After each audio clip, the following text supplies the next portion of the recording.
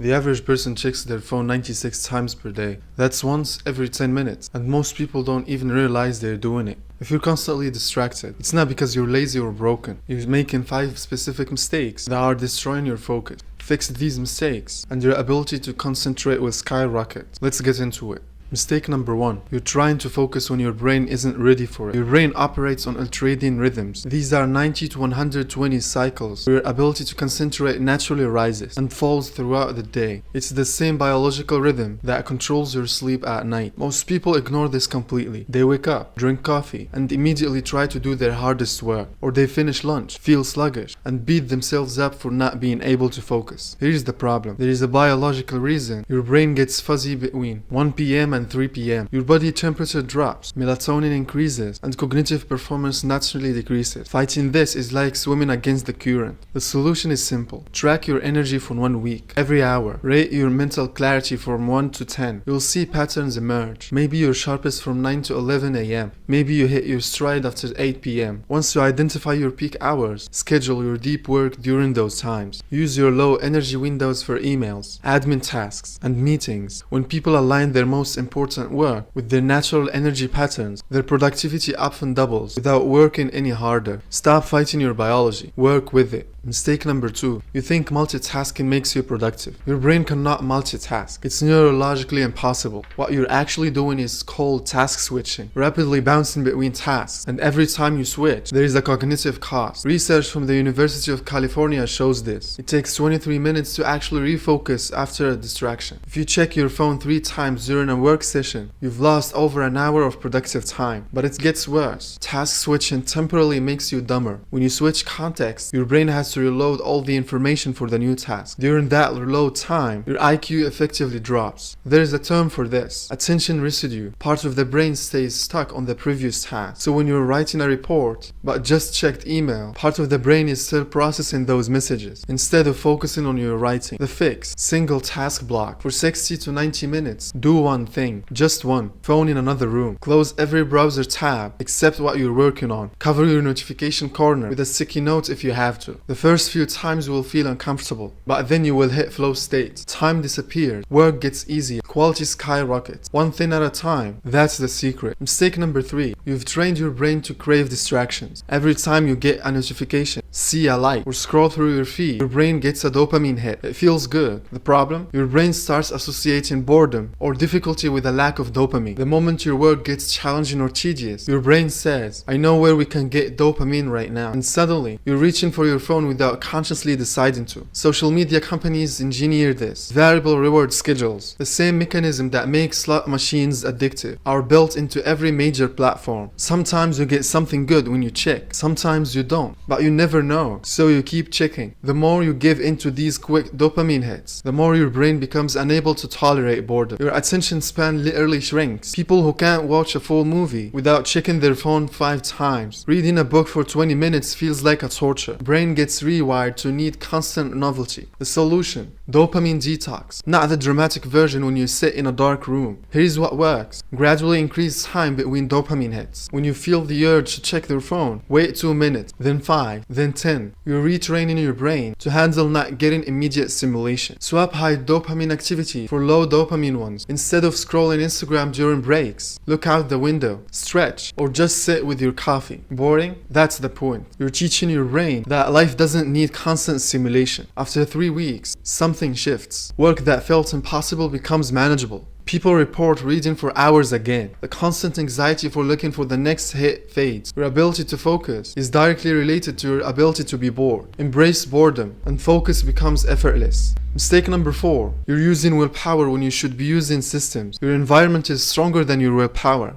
Every time, if there is a plate of cookies on your desk, you'll eat them. You might resist for an hour, but eventually willpower cracks. But if there are no cookies in the house, you don't need willpower at all. Same principle for focus. If your phone is face up on your desk, you will check it. Your prefrontal cortex constantly monitors for threats and opportunities, and phone triggers both. Most people try to overcome this with discipline, but that's fighting a losing battle. You're spending mental energy resisting temptation all day, energy that could be used for actual work. Instead, design your environment so focus is the path of least resistance. Phone in a different room when working. Not silent, not face down. different room. Yes, you might miss a call. Nothing is urgent, it can't wait 90 minutes. Only two browser tabs open during focused work. Your document and research folder, Gmail, Twitter, YouTube, all closed. Use browser extensions that blocks distracting sites during work hours. It's not about lacking willpower, it's about not wasting willpower. Position your desk facing a blank wall, not a window. Windows are beautiful but distracting. Every moving thing pulls your attention. Save the view for breaks. Change your coffee routine. If you make coffee near your phone, every refill becomes a phone check. Put the coffee maker somewhere else. Leave your phone there. Small change, massive impact. Make focus automatic and distraction difficult. When focus requires no willpower, you have infinite focus. When distraction requires effort, you'll get distracted far less. Look around your workspace right now. What's making distraction easy? Change one thing today. Find a mistake. You're using distraction to avoid uncomfortable emotions. Most productivity advice treats distraction like a technical problem. Just install this app. Use this technique, but distraction is often an emotional problem disguised as a technical one. Think about the last time you got actually distracted. What were you working on? You were probably avoiding something uncomfortable. The task felt too difficult. Didn't want to feel incompetent. It was boring. Didn't want to feel understimulated. It was important. Didn't want to feel the pressure of potentially failing. When people procrastinate, it's rarely because they don't know what to do. It's because they're scared. Scared it won't be good enough. Scared people will judge it. Scared they will put in effort and it won't matter. So they open Twitter, check email, reorganize the desk. Those things feel urgent, but they are not. They're just more comfortable than sitting with fear. The solution isn't eliminating discomfort, it's changing your relationship with it. Technique from acceptance and commitment therapy. Naming the story. When you notice yourself getting distracted, pause and ask, what am I feeling right now? Maybe anxiety, maybe self-doubt, maybe boredom. Whatever it is, name it out loud. I'm feeling anxious about this presentation. I'm feeling bored with this data entry. Naming the emotion reduces its power. Neuroscience backs this up. When you verbally label an emotion, it activates your prefrontal cortex and reduces activity in the amygdala, the part processing fear and anxiety. Then, instead of running from the feeling, let it be there. Don't fix it. Don't make it go away. Just acknowledge, okay,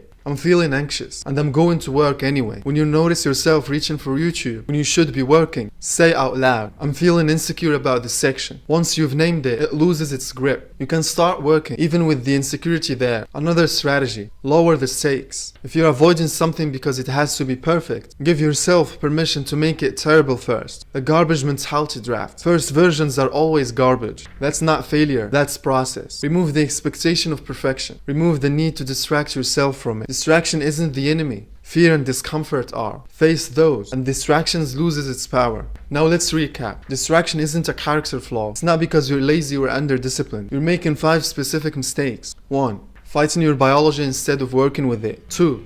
Task switching instead of single tasking. 3. Overstimulating your dopamine system and training your brain to crave novelty. 4. Relying on willpower instead of designing your environment. 5. Using distraction as emotional avoidance instead of facing what you're feeling. Every single one is fixable. Pick one mistake today. Track your energy for a week. Put your phone in another room. Name the emotion when you reach for distraction. One small change. Focus isn't a mystical superpower some people have and others don't. It's a skill. Skills improve with practice. Drop a comment below. Which mistake resonated the most? Thanks for watching, and I'll see you in the next one.